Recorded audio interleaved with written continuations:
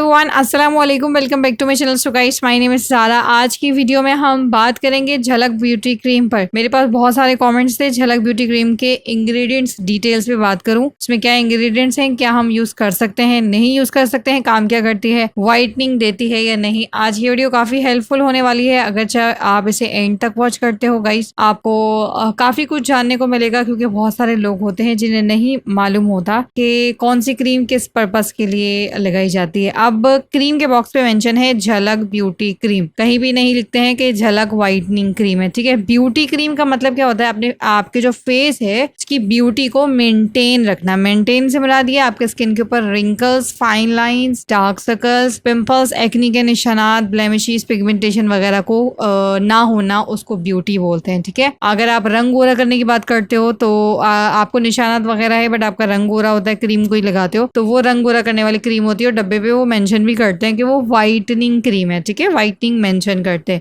अब beauty cream का मतलब होता है फेस की ब्यूटी को बरकरार रखना, अगर आप इसको यूज करना चाहते हो। ठीक है, तो ये बात तो मैंने पिछली वीडियो में भी बताई थी, जब गोरी के और गोल्डन पर्ल के बीच में आपको बताया था मैंने कौन सी क्रीम बेटर है। तब मैंने उस वीडियो के अंदर भी आपको ये मेंशन किया था कि व्हाइटनिंग क्रीम और ब्यूटी क्रीम क्या होती है। ठीक है, व्हाइटनिंग और ब्यूटी क्रीम में आपने डिफरेंस समझना है। ब्यूटी एक अलग चीज है, ब्यूटी में बहुत सारी चीजें आ जाती हैं। व्हाइटनिंग तो फिर व्हाइटनिंग ही है ना, आपको कलर व्हाइट करना है तो फिर वो व्हाइटनिंग ही होगी ना। ठीक है, अच्छा गाइस, अब हम बात करते हैं कि झलक ब्यूटी क्रीम में कंपनी आपको क्या लिखती है, उसने किस लिए आपको बना कर दी है। सबसे पहले तो ये कंपनी कहती है आपकी स्किन को रीजनरेट करती है, डैमेज होने से बचाती है, यूवी प्रोटेक्शन आपको देती है, आपके ब्लेमिशेस को और आपके स्किन को साफ क्लीन रखती है। लाइक आपकी स्किन के ऊपर कोई निशानात वगैरह नहीं रहने देती है अगर आप इसे इस्तेमाल करते हो। ठीक है, अच्छा गाइस, अब हम ना बात करते हैं इसके इंग्रेडिएंट्स की। तो क्रीम को आप पीछे बॉक्स को पीछे करोगे ना तो साइड पे आपको इसके इंग्रेडिएंट मेंशन होते हैं। ठीक है, सबसे पहला जो इंग्रेडिएंट है वो है अल्फा आर्बुटिन। अल्फा आर्बुटिन क्या करता है, डार्क स्पॉट्स को रिड्यूस करता है, स्किन टोन को बेहतर बनाता है, डिस्कलरेशन के लिए होता है, स्किन को ग्लो करने के लिए होता है। और अगर आप इसे रेगुलर बेस पे यूज करते हो तो जो आपके स्किन के ऊपर सन टैन वगैरह होता है वो भी खत्म हो जाता है, एक्नी स्कार्स भी कम हो जाते हैं, और एज के जो स्पॉट्स वगैरह होते हैं, मेलास्मा वगैरह होते हैं, वो भी खत्म हो जाते हैं। अल्फा आर्बुटिन एक्चुअल में स्किन व्हाइटनिंग के लिए यूज किया जाता है, स्किन के अंदर जो डिस्कलरेशन हो जाती है उसको ठीक करने के लिए ही इसको यूज किया जाता है। व्हाइटनिंग क्रीम्स के अंदर आपको अल्फा आर्बुटिन मिलने वाला है, मेन इंग्रेडिएंट। ठीक है, सो गाइस, हम बात करते हैं नेक्स्ट इंग्रेडिएंट की, जो कि है इनका लिक्योराइज एक्सट्रैक्ट। अगर हम इसको उर्दू में बोलें तो ये मुलट्ठी का पाउडर होता है, पिगमेंटेशन के लिए अच्छा होता है, मेलानिन की जो प्रोडक्शन होती है उसको कम करता है, स्किन को लाइट करता है, स्किन ट्यून को अच्छा बनाता है, स्किन टोन को। ठीक है, एंटी इन्फ्लेमेटरी प्रॉपर्टीज रखता है, स्किन की सॉइलिंग को खत्म करता है, रेडनेस को कम करता है, और हाइपर पिगमेंटेशन को भी कम करता है। अच्छा होता है लिक्विराइज। नॉर्मल आप फेस पैक पे भी यूज करते हो तो आपकी स्किन आपको ब्राइट नजर आती है। ठीक है, तो स्किन लाइटनिंग के लिए लिक्विराइज को यूज किया जाता है। नॉर्मली कॉम्प्लेक्शन को ब्राइट करने के लिए होता है, ब्लेमिशेस को फेड करने के लिए होता है, एंटीऑक्सीडेंट प्रॉपर्टीज होती है इसके अंदर। लिक्विराइज के बहुत सारे फायदे होते हैं, फेस पैक में भी अगर रेगुलर बेस पे यूज करते हो तो स्किन आपकी बहुत अमेजिंग हो जाएगी डिस्कलरेशन के हिसाब से। ठीक है, नेक्स्ट इंग्रेडिएंट है इनका सोडियम एस्कॉर्बिल फॉस्फेट। अब ये क्या काम करता है, इसकी शॉर्ट फॉर्म होती है SAP। गाइस, एक्चुअली में ये विटामिन सी के जैसा काम करता है।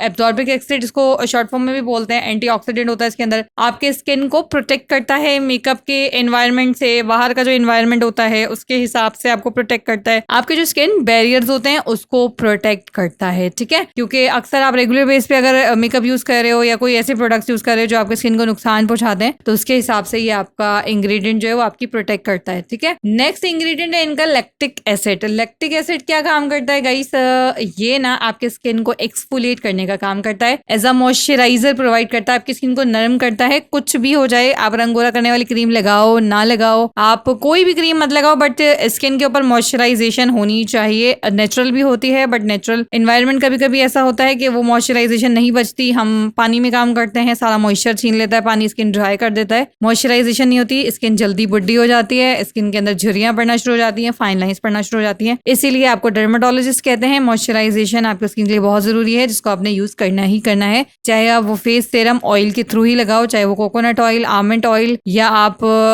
ऑलिव ऑयल लगा रहे हो तो जरूर लगाओ, और 2-3 ड्रॉप्स, बिकॉज आपके स्किन को मॉइस्चराइजेशन की जरूरत होती है ताकि आपकी स्किन फ्लेक्सिबल रहे, टाइटन अप रहे। तो इसलिए ये लैक्टिक एसिड आपके स्किन को एक्सफोलिएट और साथ में मॉइस्चराइज करने کرنے کا کام کرتا ہے. ٹھیک ہے, اسکن کی جو رفنیس ہوتی ہے, ڈرائنیس ہوتی ہے, اس کو کم کرتا ہے. بات کرتے ہیں نیکسٹ انگریڈینٹ کی, جو کہ ہے نیچرل بیس ویکس. بیس ویکس گائز اسکن کو سافٹ کرنے کے لیے ہوتا ہے, اسکن کی جو الاسٹکسٹی ہوتی ہے اس کو انہینس کرنے کے لیے ہوتا ہے, ایگنگ سائنس کو کم کرنے کے لیے ہوتا ہے, اور اس کے اندر اینٹی الرجینک اور anti inflammatory, anti oxidant, anti bacterial properties ہوتی ہیں. اور بیس ویکس تو اسکن کو سافٹ بنانے کے لیے بہت اچھا ہے. سردیوں میں آپ جسٹ بیس ویکس اور سرسوں کا جو تیل ہوتا ہے اس کا ایک کریم بنا کر, میلٹ کر کے اس کو کریم بنا کر ہاتھ پیروں کے لیے یوز کرنا, آپ کو بہت اچھے ریزلٹس ملیں گے. اگر آپ کی اسکن بہت زیادہ خراب ہوتی ہے, آپ کی ایریاں پھٹ جاتی ہیں, تو یہ آپ کے بہت ہیلپ فل رہنے والا ہے. نیکسٹ انگریڈینٹ ہے ججوبا آئل. ججوبا آئل اسکن کے لیے بہت افیکٹو ہوتا ہے, اسپیشلی جو اسکن کنڈیشنز ہوتی ہیں جیسے ایکنی,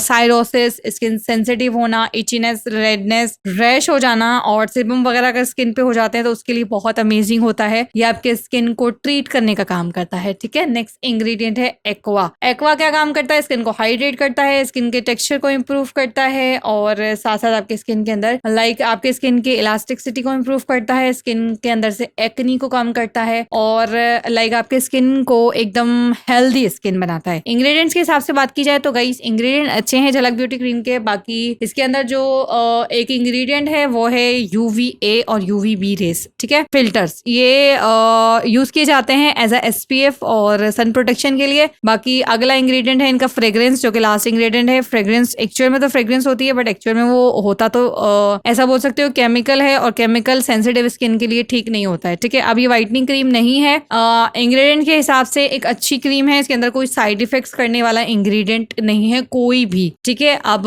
کریم کے حساب سے نا گائس, اگر کمپنی کے حساب سے ہم بات کریں تو کریم ایک دم اوکے ہے. ٹھیک ہے, بٹ چونکہ وائٹننگ کریم جتنی بھی ہوتی ہیں اس کے اندر جو کیمیکلز ہوتے ہیں وہ آپ کے اسکن کے پہ کبھی کبھی سوٹ نہیں کرتے. تو اگرچہ آپ کی اسکن بہت سینسیٹیو ہے, آپ اسے مت لگانا. آپ کی ایج 25 پلس ہے تو آپ اس کو ہفتے میں 2 بار لگا سکتے ہو. وائٹننگ کریم ہے, اسکن فیئر کرنا چاہتے ہو, انہوں نے لکھا بیوٹی ہے لیکن الفا آربوٹین وائٹننگ کے لیے کام کرتا ہے. ٹھیک ہے, باقی اوور آل پرائس کی بات کی جائے تو اراؤنڈ آپ کو 400 ابھی مل جائے گی, انڈر 400. اینڈ سیکنڈلی یہ کہ آپ کی اسکن سینسیٹیو ہے تو مت لگانا, اور اگر آپ اسے یوز کرتے ہو تو اپنا ایکسپیرینس کامنٹ سیکشن میں ضرور بتا دینا. لوگوں کی ہیلپ ہو جاتی ہے, لوگ ریئل ریویوز پہ بھی زیادہ بلیو کرتے ہیں, کیونکہ میری اسکن نارمل ہے, میں اسے ٹرائی کروں, میں اسے لگاؤں گی تو اوبویسلی اگر وہ سوٹ کر جاتی ہے تو ہو سکتا ہے آپ پہ سوٹ نہ کرے. آپ کی اسکن کتنی آئلی ہے, کتنی ڈرائی ہے, کیا نارمل ہے, کیا کمبینیشن ہے, یہ آپ کو معلوم ہے. آپ کس انوائرمنٹ پہ رہتے ہو, کس طرح کا کام کرتے ہو. اور بہت سے لوگ ایسے ہوتے ہیں جو کہ بہت اوپن گھر میں رہتے ہیں, بہت زیادہ دھوپ آتی ہے, ہیٹ پڑتی ہے, بہت زیادہ